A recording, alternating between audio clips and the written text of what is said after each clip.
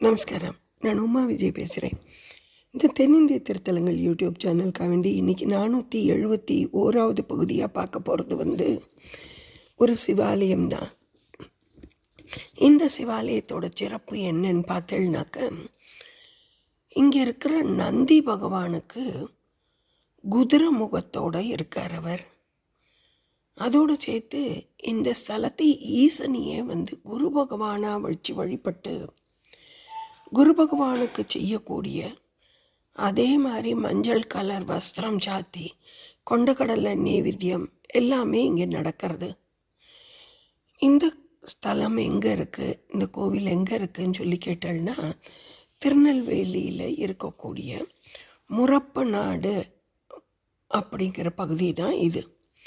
இந்த முரப்ப நாடுங்கிறது நவ கைலாசத்தில் இருக்கக்கூடிய 5வது ஸ்தலமாக, நவகிரகங்களில் குருவுக்கு உண்டான ஸ்தலமாக இருக்குது. அதாவது ரோம மகரிஷின்னு ஒருத்தர் இருந்தார். அவர் அகஸ்தியரோட சீடர். அகஸ்தியர் சொன்ன பிரகாரம் அந்த ரோம மகரிஷி 9 புஷ்பங்களை தாமிரவர்ணி தண்ணியில் விடுறார். அந்த தண்ணியில் அந்த மலர்கள் போய் நின்ன இடத்துலலாம் ரோம மகரிஷி ஒரு ஈசனை பிரதிஷ்டை பண்ணி பூஜை பண்ணி வணங்குறார்.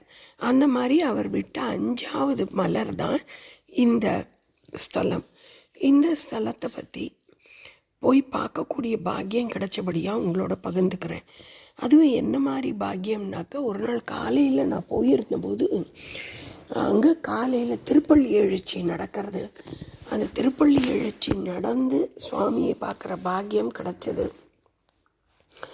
இந்த கோவில் திருநெல்வேலியிலேருந்து தூத்துக்குடி போகிற சாலையில் தாமிரபரணியோட மேற்கு கரையில் இருக்கிற மாதிரி தான் இந்த கோவில் அமைஞ்சிருக்கு.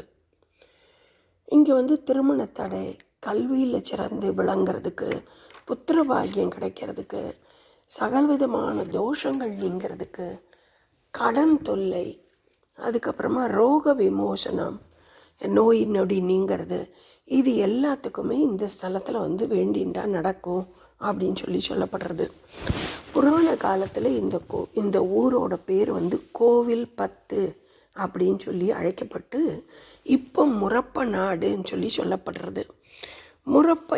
முரப்பு நாடு அப்படின்னா என்னன்னாக்க, இந்த குட்டி குட்டி கல் இருக்கும் பாருங்க, பருக்கை கல்லுன்ட்டு, அந்த பருக்கை கல் நிரம்பின மேட்டு நிலத்தை முரப்புன்னு சொல்லுவாளாம். அதனால் அந்த மாதிரி பருக்கை கற்கள் நிறைஞ்ச இடம் இந்த முரப்ப நாடு அப்படின்னு ஒன்றும். இன்னொன்று சூரபத்மன் அப்புறம் நிறைய அரக்கர்கள்லாம் ரிஷிகளுக்கு முனிவர்களுக்கெல்லாம் நிறையா தொல்லை கொடுத்தாலாம். அந்த தொல்லையெல்லாம் தாங்க முடியாமல் ஈசன் கிட்ட போய் இந்த முனிவர்கள்லாம் முறையிட்டாலாம்.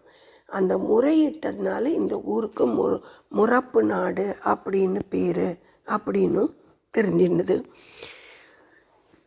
அகஸ்திய மகரிஷியோட சீடரான ரோமாபுரி ரிஷிக்கு இந்த ஸ்தலத்தில் ரோம மகரிஷிக்கு ஈசனே குருவாக காட்சி தந்திருக்கார் அப்படின்னு. ஈசன் கிழக்க பார்த்து நமக்கு அருள் பாலிக்கிறார்.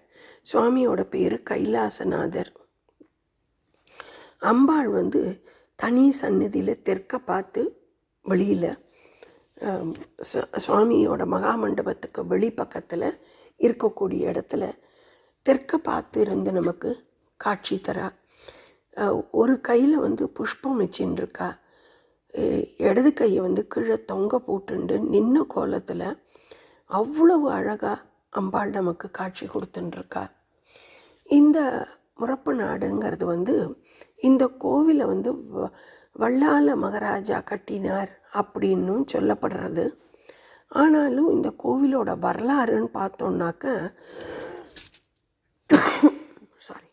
இந்த நவ கைலாசத்தில் ஒன்றான இந்த குரு பகவானுக்கு உண்டான இந்த கோவிலில் அம்பாள் சிவகாமி அம்பாளாக இருக்கா. ஒரு சோழ ராஜா என்ன பண்ணுறாராம், அவருக்கு ஒரு பெண் குழந்தை பிறக்கிறதாம். அந்த பெண் குழந்தை, அந்த குழந்தையினுடைய பூர்வ ஜென்ம பாப தோஷத்தினால குதிரை முகத்தோடு பிறந்துடுறதாம். ஒரு பெண் குழந்தை குதிரை முகத்தோடு பிறந்த உடனே ராஜா ரொம்ப மனசு கலங்கி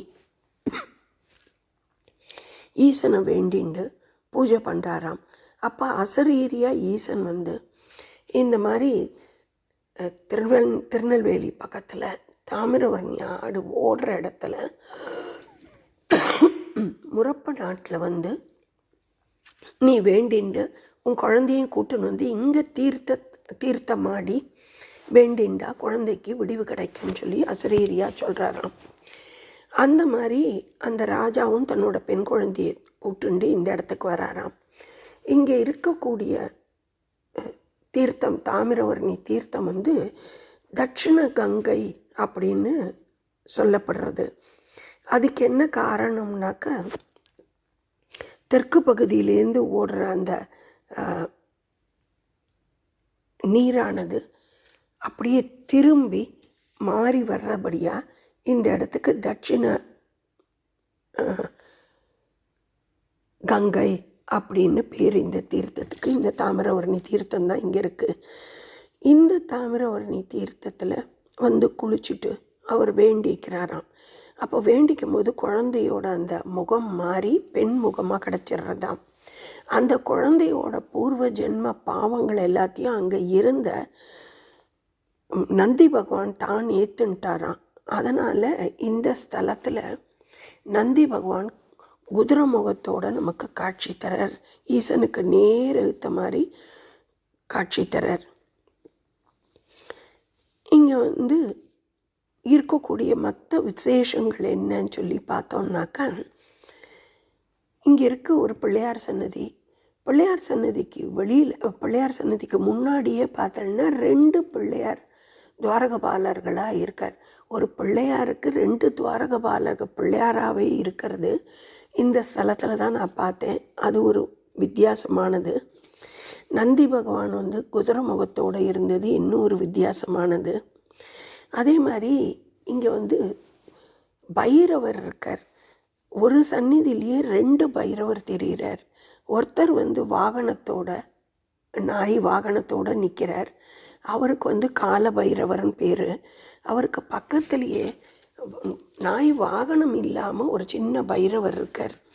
அந்த பைரவருக்கு வீர பைரவர்னு பேர். அதுக்கப்புறம் பிரகாரத்தில் வெளிப்பிரகாரத்தில் சுற்றி வரும்போது தென்கிழக்கில் சூரியன் இருக்கார்.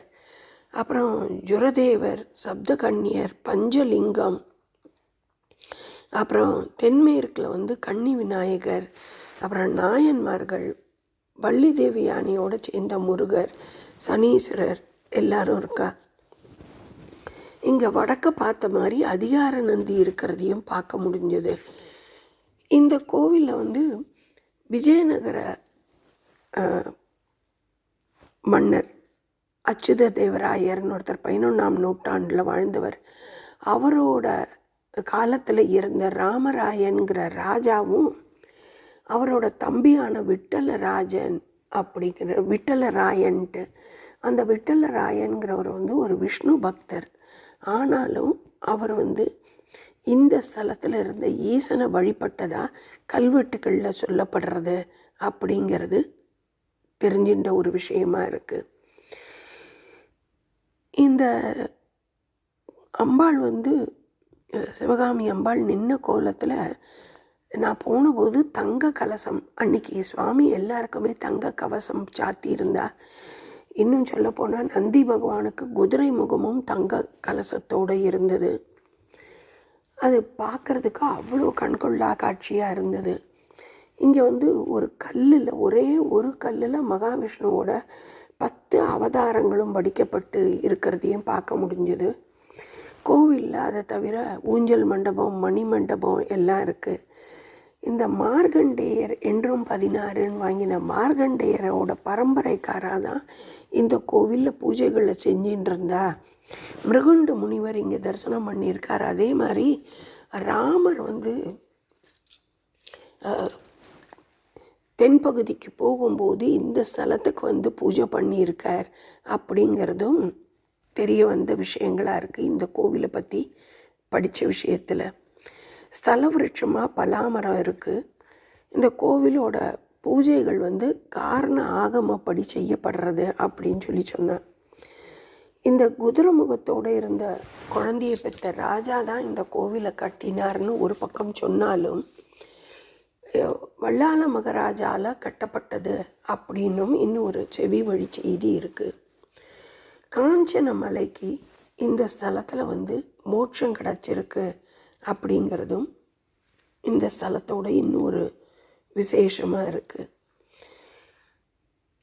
இந்த கோவிலில் வந்து பிரதோஷம், அப்புறமா மகா சிவராத்திரி, மார்கழி மாதத்தில் வரக்கூடிய ஆருத்ரா, அதை தவிர குரு பயிற்சி எப்படி ஆலங்குடியில், கும்பகோணம் பக்கத்தில் ஆலங்குடியில் குரு பயிற்சி சிறப்பாக நடக்கிறதோ அதே மாதிரி இங்கே வந்து குரு பயிற்சி போது இங்கே சிறப்பு யாகங்கள் எல்லாமே நடக்கிறது.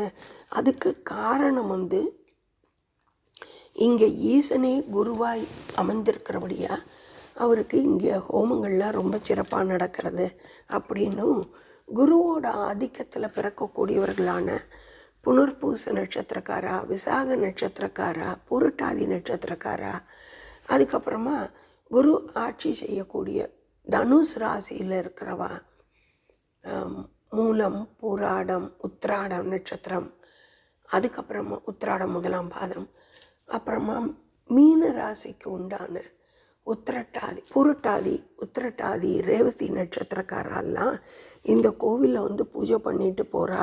அவளுக்கு சிறப்பாக எல்லா பலன்களும் கிடைக்கிறது அப்படிங்கிறத போனபோது தெரிஞ்சின்ற விஷயம். யாருக்கெல்லாம் திருநெல்வேலி பக்கம் போகிற வாய்ப்பு இருக்கோ, நவ